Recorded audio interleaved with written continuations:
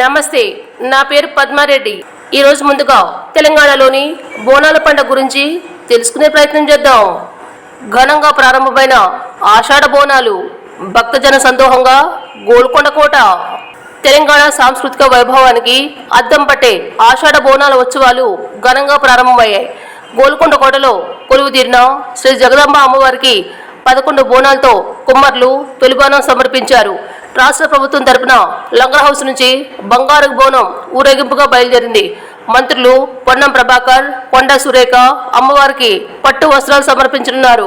ప్రభుత్వ బోనంతో పాటు నజడి బోనం, ఆలయ పూజారి ఇంటి నుంచి వచ్చే మరో బోనాన్ని కూడా అమ్మవారికి సమర్పించడం ఆనవాయితీగా తొలి రోజు 3 ప్రధాన బోనాల సమర్పణ అనంతరం ఆషాఢ మాసం అంతా వివిధ ఆలయాల్లో బోనాల వేడుకలు కొనసాగుతాయి.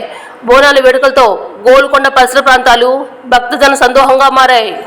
గోల్కొండ బోనాలతో మొదలయ్యే జాతర ఆషాఢ మాసం మొత్తం కొనసాగుతుంది.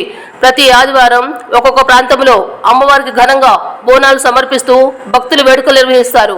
భాగ్యనగరంలో తొలి ఆదివారం గోల్కొండ జగదాంబిక ఆలయంలో, 2వ ఆదివారం సికింద్రాబాద్ ఉజ్జయిని మహంకాళి ఆలయంలో, 3వ ఆదివారం చిలకగూడ పోచమ్మతో పాటు పాతబస్తీలోని లాల్ దర్వాజా మతేశ్వరి ఆలయంలో, 4వ ఆదివారం షా అలిబండ, అక్కన్న, మాదన్న మహంకాళి ఆలయంలో బోనాల ఉత్సవాలు వైభవంగా జరుగుతాయి.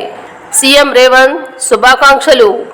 రాష్ట్ర సాంస్కృతిక వైభవానికి, ఆధ్యాత్మిక విశ్వాసానికి అద్దం పట్టే ఈ వేడుకల ప్రారంభం సందర్భంగా నగర ప్రజలకు, భక్తులకు ముఖ్యమంత్రి రేవంత్ రెడ్డి హృదయపూర్వక శుభాకాంక్షలు తెలిపారు. గోల్కొండ కోటపై శ్రీ జగదాంబ మహంకాళి అమ్మవారికి తొలిబానం సమర్పణతో ఆషాఢ మాస ఆధ్యాత్మిక మహోత్సవాలు ఘనంగా ప్రారంభమవుతున్న ఈ పవిత్ర వేళ జగన్మాత ప్రతి ఇంట ఆయుర ఆరోగ్యాలు, ఐశ్వర్యం, సుఖశాంతులు ప్రసాదించాలని ప్రార్థించారు. తెలంగాణ సంస్కృతి సాంప్రదాయాలకు ప్రతీకగా నిలిచే బోనాల పండుగ భక్తి, శక్తి, ఐక్యతకు చిరస్మరణీయ చిహ్నమని పేర్కొన్నారు. అమ్మవారిపై అంచెలంచెల విశ్వాసంతో సమర్పించే ప్రతి బోనం, ప్రతి ప్రార్థన ప్రజల జీవితాల్లో సిరి సంపదలు, సంతోషం, ధైర్యం, విజయాలను నింపాలని ఆకాంక్షించారు.